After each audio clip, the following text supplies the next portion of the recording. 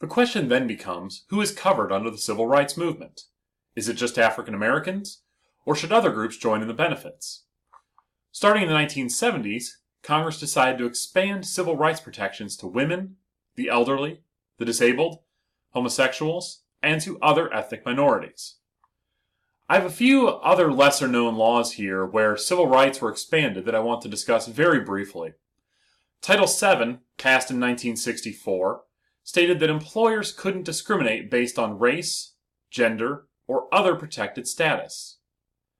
The Voting Rights Act extension of 1970 addressed the special civil rights issues associated with language and citizenship.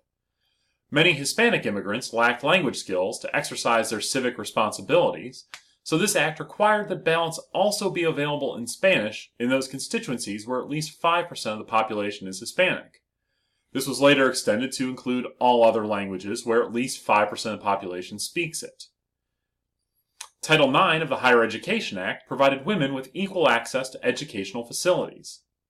While this has traditionally been known as a way of providing more opportunities and scholarships for female athletes, it's more significant than that and has recently been used by the Obama administration as justification for expanding investigations into assaults on women on college campuses.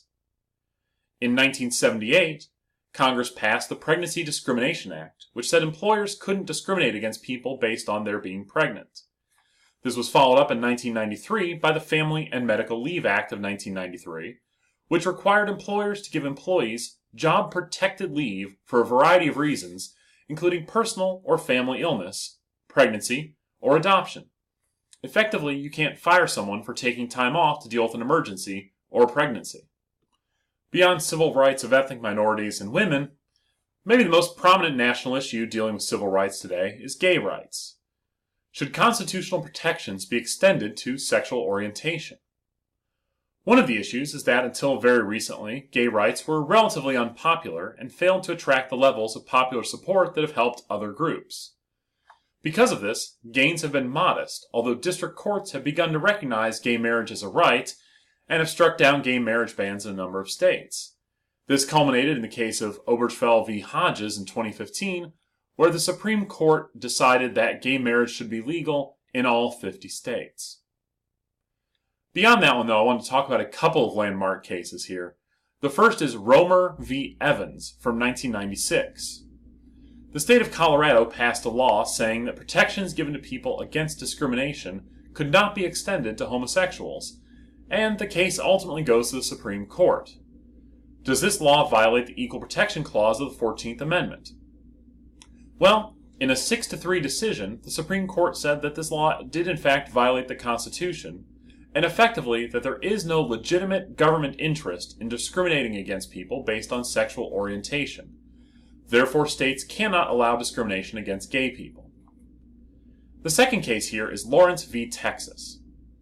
Responding to a reported weapons disturbance in a private residence, Houston police entered John Lawrence's apartment and saw him and another adult man, Tyron Gardner, engaging in a private, consensual sexual act.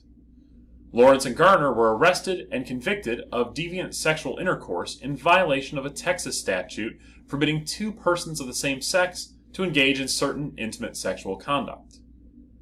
Do the criminal convictions of Lawrence and Gardner under Texas's homosexual conduct law, which criminalizes sexual intimacy by same-sex couples, but not identical behavior by different-sex couples, violate the 14th Amendment guarantee of equal protection under the law? The court said, yes, this is a violation of the 14th Amendment, and overturned the law banning intimacy among homosexuals, overturning the precedent set by Bowers v. Hardwick just back in 1986. Justice Kennedy, writing for the majority, said, "Their right to liberty under the Due Process Clause gives them the full right to engage in their conduct without intervention of the government. The Texas statute furthers no legitimate state interest which can justify its intrusion into the personal and private life of the individual." We've now seen, as time goes forward, an expansion from gay rights into trans rights and similar issues. Haven't seen a lot of court cases on this yet. It's the sort of next frontier in the rights of sexual and gender identity. So we'll see how that plays out. But if history is any indication, we'll see continued expansion of the 14th Amendment's Due Process Clause to include trans individuals in the near future.